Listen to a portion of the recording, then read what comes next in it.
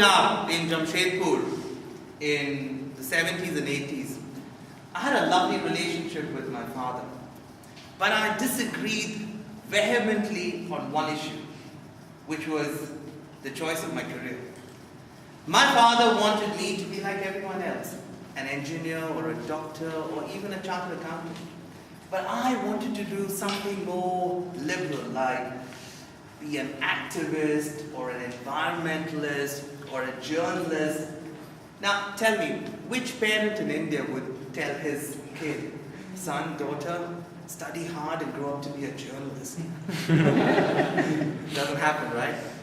But I got my way, and I'm so happy I got my way, because journalism offered me something which I believe no other profession could have given me, which is a ringside view of great people, to be in the close proximity of leaders in any field, whether it's sports, politics, business, the arts, you name it. And what I learned by looking at them is each one of them endeavored or tried to be the best in their field. They tried to know more about their field than anybody else. And they practiced, and there was no substitute to hard work. In the late 90s, I was covering the insurance industry. And that was a time when the big debate in India was whether we should open the insurance sector to foreign investors. And I came across this man called Michael Diekman, who was the India chief of Allianz, the world's biggest insurance company. And I saw Michael. He was so assiduous. His work ethic was punishing. You know how Germans are, they're so particular about details. And his story was incredible. He said he started as an ordinary salesman, selling insurance policy from door to door. And he comes to India, he heads the company here, and he said he had no godfather. It was just sheer hard work. And therefore it was no surprise to see him as the chairman of Allianz Worldwide in a few years' time. Probably one of the youngest chairmen Allianz had, running the biggest insurance empire in the world. You do get lucky in life, but when you work hard, you create chances to be more lucky. In the first decade of this century, between 2001 and 2010, I was covering the economy for Bloomberg. I used to write a dated economy. And as you know, the finance minister for most of that period was P. Chidambaram. I traveled with him around the world. G20 meetings, ADB meetings, IMF World Bank meetings, Davos, the jamboree of the rich and the famous and the mighty, in Davos in Switzerland in January every year. I have never seen a man more brighter than Chidambaram in politics. Again, was he born? No. I have seen him read. I have seen him think through things that nobody else would. Literally burning the midnight oil. Sometimes in the winter of Delhi, we're still waiting for Chidambaram. It's 10:30, it's 11, the guy is still studying, preparing his speeches for his debates in Parliament. Incredible work ethic.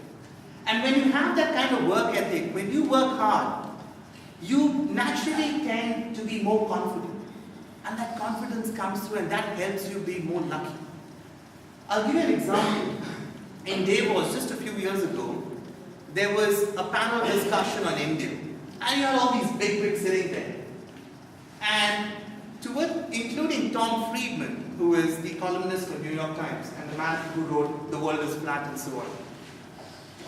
In conclusion, every speaker had to just summarize how did they see India and China.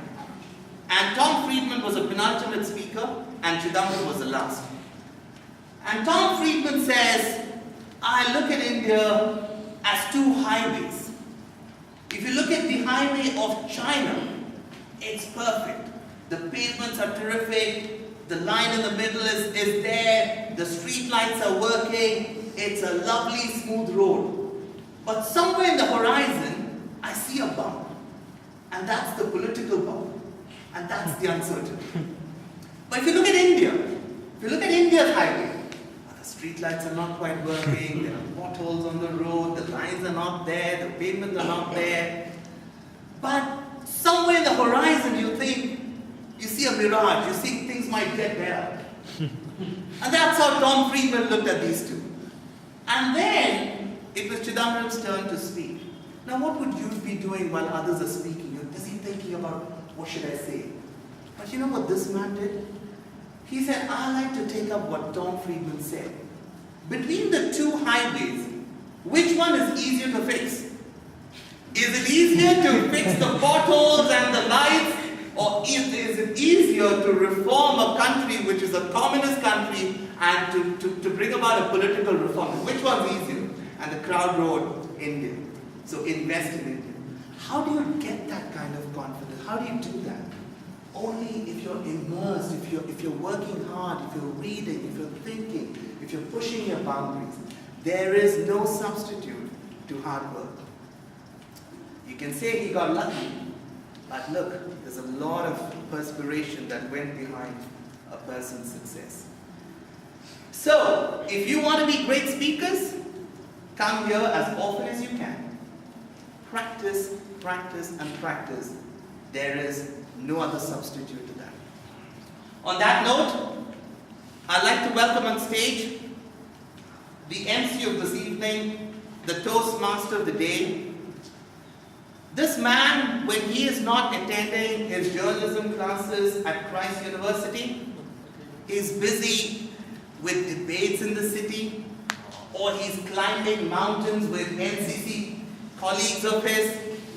I asked him what his plans were for New Year's, and he says he's going to do paragliding in Maharashtra. Well, this Toastmaster is certain to fly higher in life. Please put your hands together for the Toastmaster of the day, Mahavir Jain.